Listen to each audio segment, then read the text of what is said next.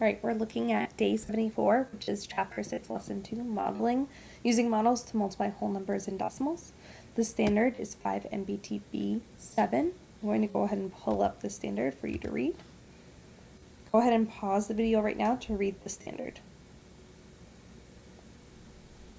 Great. So this standard is procedural.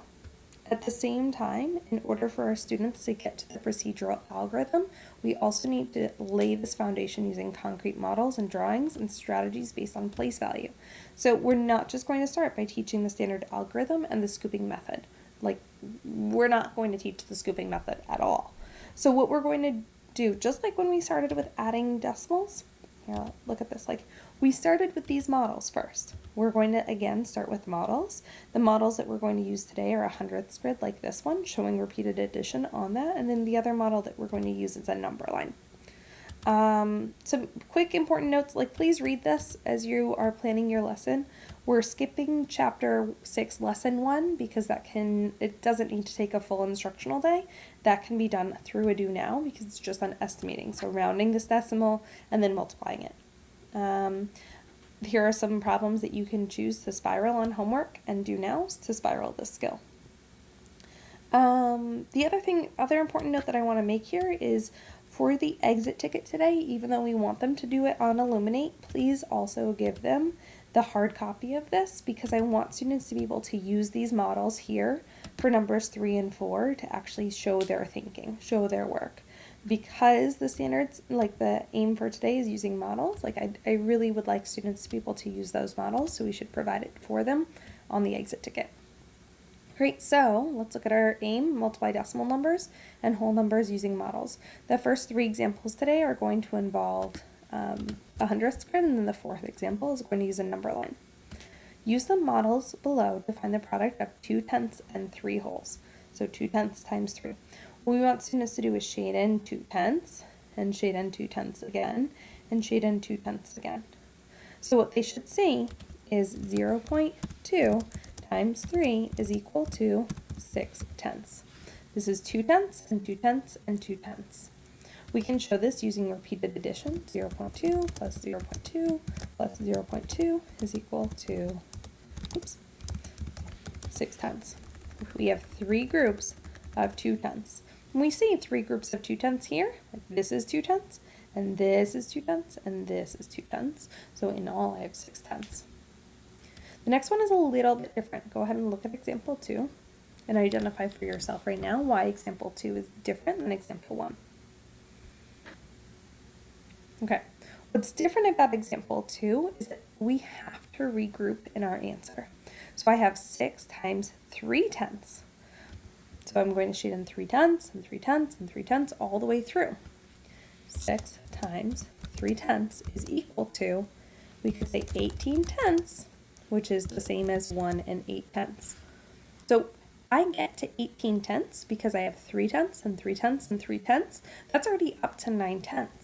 And then when I add another 3/10, I'm at 1 and 2/10. So like we can shade in an entire 1 whole because 10/10 makes a 1 whole. We're going to check using repeated addition, 0.3 plus 0.3 all the way through and get 1 and 8/10. And then we say, like, where do you see this repeated addition? Each one of these 3/10 matches up with one of our hundredths grids. Like, the important thing here is that, like, we're going to have students that are going to answer 1800ths, right? Like, that's going to be the common misconception for today's lesson. Like, 6 times 0.3 is going to be equal to 0.18. And the way that we prove that to students is that, well, 0.18 is less than 3/10. So I know that my product, I'm multiplying by a whole number, a number that's greater than 1.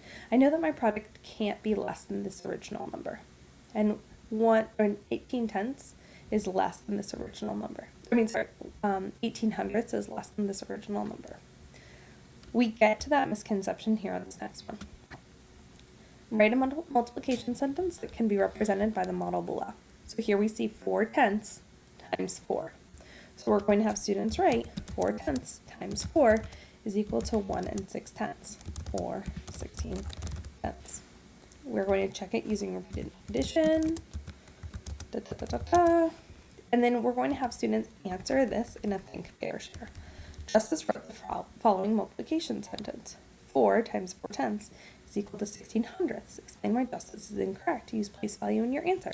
We know that this is not true because 1600ths is less than 4 tenths.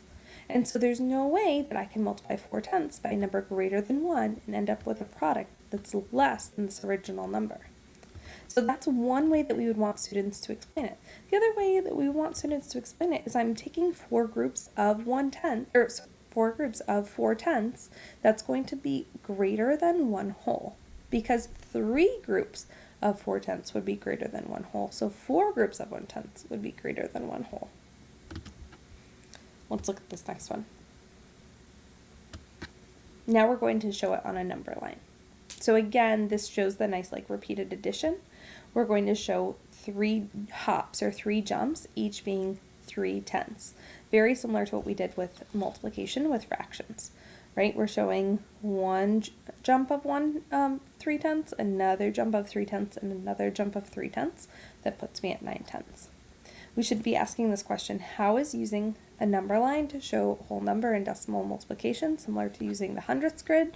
Well, like in the hundredths grid, we showed 4 groups of 4 tenths. Here, again, we're showing 3 groups or 3 hops of 3 tenths. So both are showing repeated addition.